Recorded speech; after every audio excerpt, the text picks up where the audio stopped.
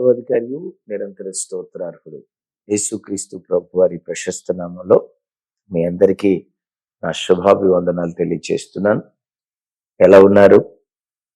క్షేమంగానే ఉన్నారు కదూ? మనం ఎప్పటికీ క్షేమంగానే ఉంటాం.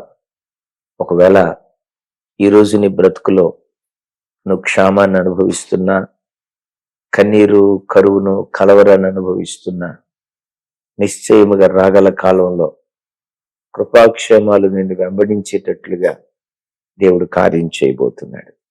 ఎందుకో తెలుసా? మీరు నేను ఆరాధించే మన ఆరాధ్య దైవం యేసుక్రీస్తు వారు మన క్షేమాధారుడైనటువంటి దేవుడు. ఈ లోకంలో ఏ వ్యక్తి అయినా క్షేమంగా బ్రతకాలంటే ఆ క్షేమానికి ఆధారం మనం ఆరాధించే దేవుడు. నిశ్చయంగా కృపాక్షేమాలు నీ బ్రతుకులో నిన్ను వెంబడించును గాక. ఆమేన్. ప్రతిరోజు ఉదయం 5 గంటలకి షార్ట్ మెసేజ్ అప్లోడ్ చేయబడుతుంది కదూ. కొన్ని వేల మంది ప్రజలు ఈ షార్ట్ మెసేజ్ వింటూ ఆదరణ పొందుతూ ఎంతో మంది కామెంట్ల రూపంలో ఫోన్లు చేసి, అన్నయ్య, ఈ దినమంతటికి కావలసిన సమృద్ధి అయిన వాక్యాన్ని దేవుడు మాకు ఇస్తున్నాడు. ఉదయకాలం ఈ 15 నిమిషాలు దేవుని వాక్యం విని ఆ దినమంతటి కావలసిన ఆత్మ సంబంధమైన బలాన్ని మేము పొందుకొని దేవునిలో బలంగా బ్రతుకుతున్నామని అనేక మంది మీ సంతోషాన్ని తెలియచేస్తూ మమ్మల్ని పురికొల్పుతున్నారు. దేవుడు మీ అందరినీ దీవించును గాక. ఆమేన్. మంచిది. మానవ జీవితంలో ప్రతి వ్యక్తి తన బ్రతుకులో తనకు ఎదురైన కష్టాన్ని, కన్నీళ్లను, దుఃఖాన్ని, ఆవేదనను తలస్తూ నా బ్రతుకులోనే నా బ్రతుకే ఎందుకెలా అయిపోయింది, నా జీవితంలోనే ఇలాంటి భర్త నాకు దొరికేడేంటి, నాకే ఇలాంటి పిల్లలు పుట్టారేంటి, నాకే ఎందుకు కరువు వస్తుంది, నా బ్రతుకే ఎందుకు ఇంట్లో కన్నీటిమయమైపోయింది, నా బ్రతుకు శాపగ్రస్తమైన బ్రతుకేమో, తరతరాల నుంచి వెంబడిస్తున్న శాపం నా బ్రతుకుని ఎట్లా చేసిందేమో, నాకే నాకే నాకే నాకే ఎందుకు కష్టం కలుగుతుంది అని చాలాసార్లు నీవు నిందించుకుంటూ, నువ్వు శపించుకుంటూ, ఇక నా బ్రతికింతేలే అన్నట్లుగా జీవితంలో చాలాసార్లు కుంగిపోయావు కదూ. మిత్రమా, నీతో ఒక మాట, కష్టము, శ్రమ నీకొక్కడికే కాదయ్యా. భూమి మీద బ్రతుకుతున్న ప్రతి మనిషి ఏదో ఒక కష్టాన్ని, ఏదో ఒక శ్రమను అనుభవిస్తూ ఉన్నటువంటి వాడే. కష్టం యొక్క రూపాలు వేరే ఉండొచ్చు, కానీ ప్రతి మనిషి ఏదో ఒక శ్రమను, ఏదో ఒక కష్టాన్ని అనుభవిస్తూ ఉన్నవాడే. ఒక ఇంట్లో పిల్లల ద్వారా కుటుంబానికి శ్రమలు వస్తే, మరొక కుటుంబంలో పిల్లల ద్వారా శ్రమ రాకపోవచ్చు, భర్త ద్వారా ఇంకొక ఇంట్లో. ఒక ఇంట్లో భర్త ద్వారా శ్రమ అయితే మరొక ఇంట్లో భార్య ద్వారా. ఒక ఇంట్లో ఆర్థిక సమస్యలు, మరొక ఇంట్లో ఆర్థిక సమస్యలు ఉండకపోవచ్చు, ఆ ఇంట్లో అసమాధానపు సమస్యలు. ఒక ఇంట్లో అసమాధానపు సమస్య అయితే మరొక ఇంట్లో అనారోగ్యపు సమస్యలు. మిత్రమా, లోకంలో ప్రతి మనిషి ఏదో ఒక శ్రమను అనుభవిస్తూ ఉన్నవాడే. నాకే ఎందుకు కష్టం వచ్చింది అని అనుకోకు. అందుకనే బైబిల్లో ఒక మాట రాసి ఉంటుంది.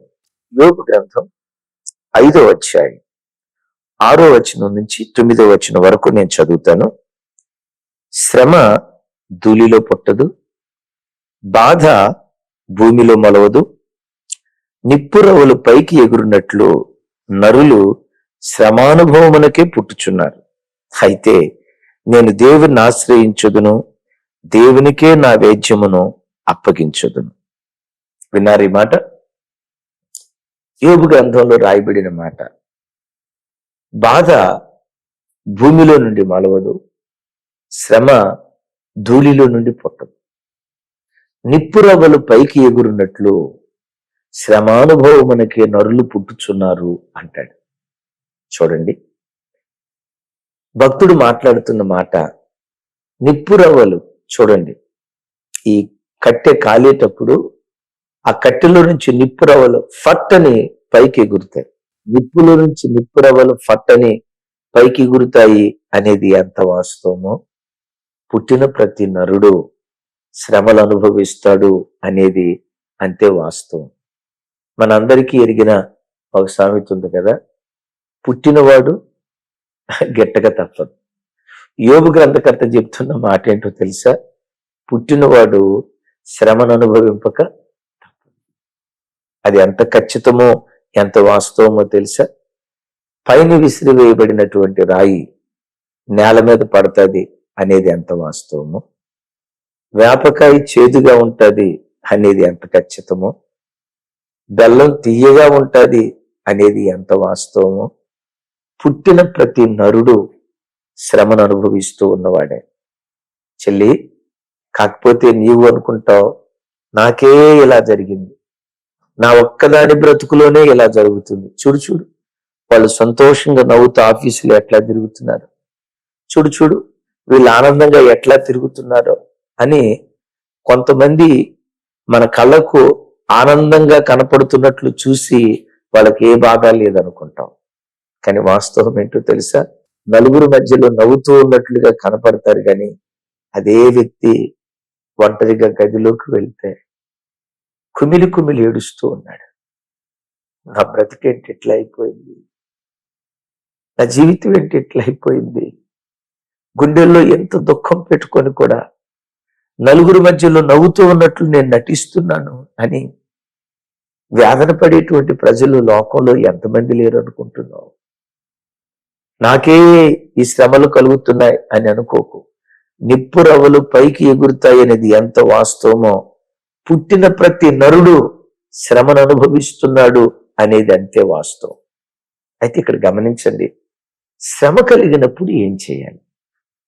ఇక్కడ భక్తుడు అంటాడు, నిప్పురవ్వలు పైకి ఎగురునట్లు శ్రమానుభవములకి నరులు పుట్టుచున్నారు. అయితే నేను దేవుణ్ణి ఆశ్రయించుదును, దేవునికే నా వేద్యమును అప్పగించుదును. ఈ మాట వింటున్న బిడ్డ, నీకు శ్రమ కలిగినప్పుడు, నీకు ఆపద కలిగినప్పుడు అటు ఇటు పరిగెత్తుకో, కలవరపడుకో. ఈ శ్రమలు అనుభవించే కంటే నేను చచ్చిపోతే మేలు అని చావును కోరుకోకు. ఈ భక్తుడు ఏమంటాడంటే, శ్రమ నాకు కలిగింది, అయితే ఆ శ్రమల మధ్యలో యెహోవాను నేను ఆశ్రయిస్తున్నాను అంటాడు. నా వేద్యాన్ని ఆయనకే అప్పగిస్తున్నాను. అయ్యా, శ్రమ కలిగినప్పుడు దేవుణ్ణి ఆశ్రయిస్తే దేవుడు నీ బ్రతుకులో ఏం చేశాడు? భక్తుడు అక్కడ అంటాడు, పరిశోధింపజాలని మహాకార్యాలు, లెక్కలేనని అద్భుతాలు చేయువాడు ఆయనే అంటాడు. నీ శ్రమకాలంలో మనుషులను కాక, నరమాతృలను కాక, స్నేహితులను బంధువులను కాక, నీ దేవుని నువ్వు ఆశ్రయిస్తే ఆ దేవుడు ఏం చేస్తారో తెలుసా? పరిశోధింపజాలని మహాకార్యాలు, లెక్కలేని అద్భుతాలు చేస్తాడు.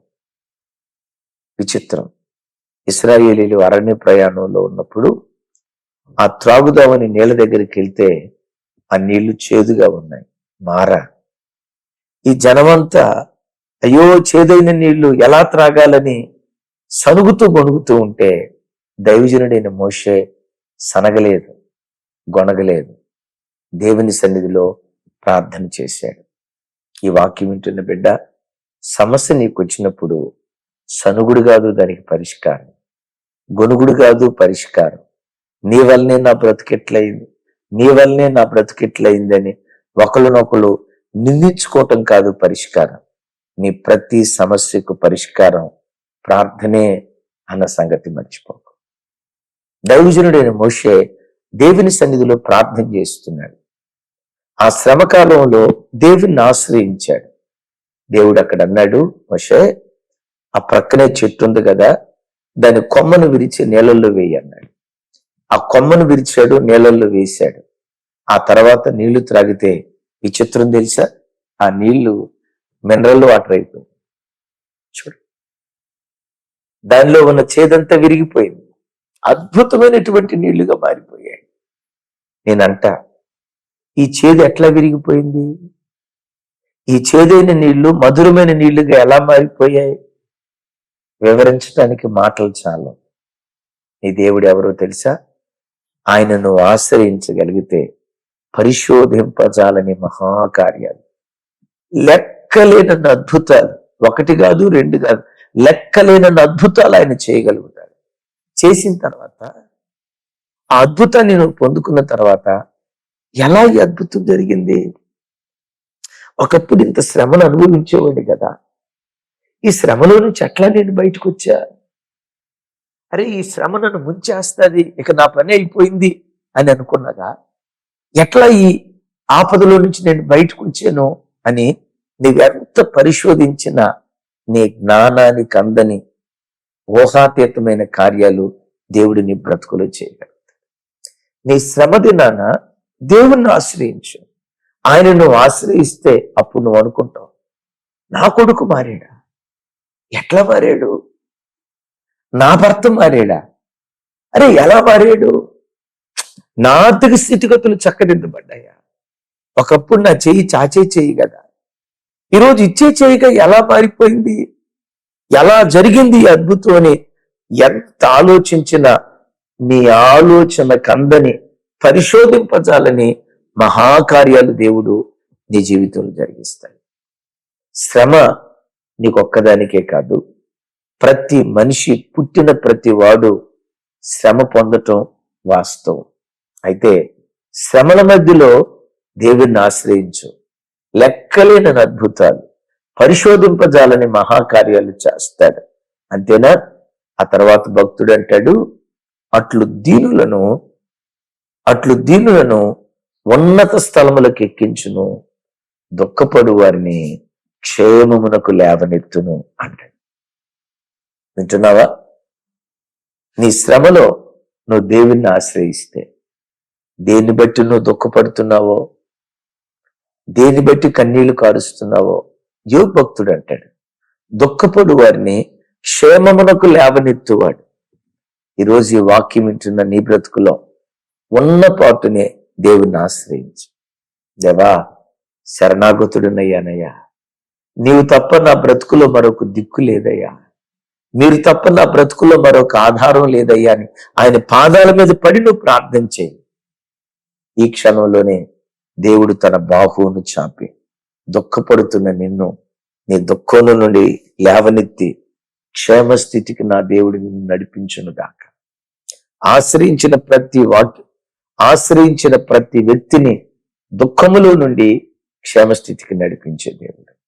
మీ కొరకు ఒక చిన్న ప్రార్థన చేస్తాను.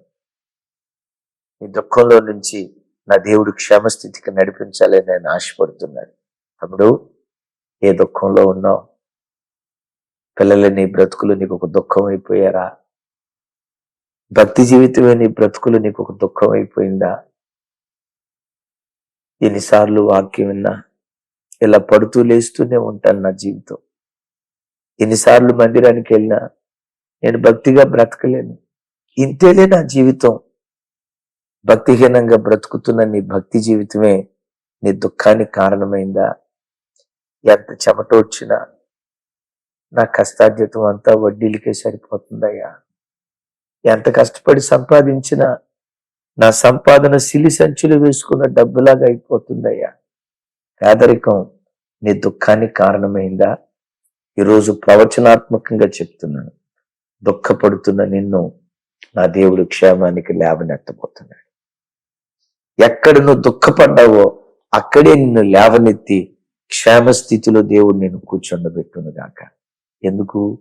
నేను ఎప్పుడు చెప్తా కదా, మనం ఆరాధించే దేవుడు మన క్షేమాధారుడైనటువంటి దేవుడు. నీకు క్షేమం అనుగ్రహించినట్లు ఒక చిన్న ప్రార్థన చేస్తాను. ఏ శ్రమలో ఉన్నా నాకే ఎందుకు ఇలా కలిగింది అనుకోకు.